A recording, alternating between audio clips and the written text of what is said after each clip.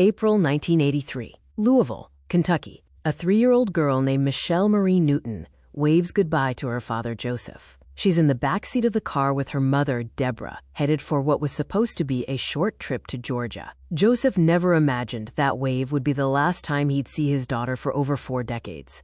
No goodbye, no explanation, just a silence that would last 42 years. But in late 2025, that silence was finally broken by a truth so shocking, it would make headlines across the world. How did she vanish? And how did she live an entire life without knowing she was a missing person? Deborah Newton told Joseph she was moving to Georgia to set up an apartment for the family. It seemed like a normal plan. But days turned into weeks. The phone calls stopped. When Joseph finally went to look for them, the trail was cold. The FBI was called in, and Deborah was placed on the most wanted list for parental abduction. For years, the only lead was a cryptic phone call in 1985, and then, nothing.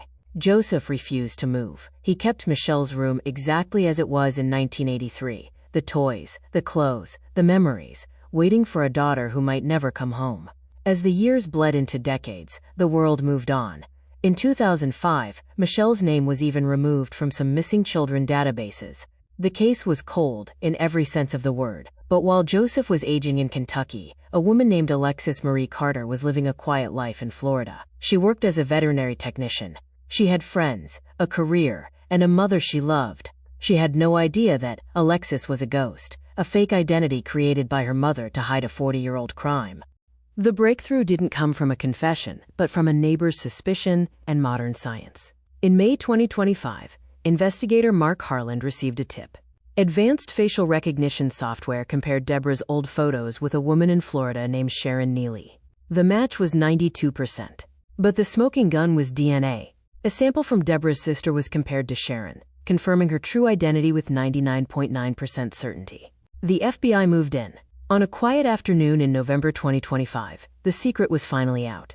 When investigators approached Alexis, or rather Michelle, her world shattered. Her first words were, "I never even knew I was missing." The reunion took place on Thanksgiving 2025.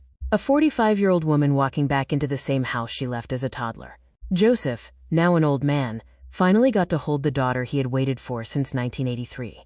While Deborah now faces felony charges for custodial interference, the focus remains on a father and daughter reclaiming the 42 years that were stolen from them. The investigation revealed that Deborah had used stolen social security numbers and lived in small communities where no one questioned her past. Neighbors in Florida described her as a dedicated mother, adding a haunting layer to the crime. She had raised Michelle with love, while simultaneously robbing her of her true heritage and a father who mourned her every single day.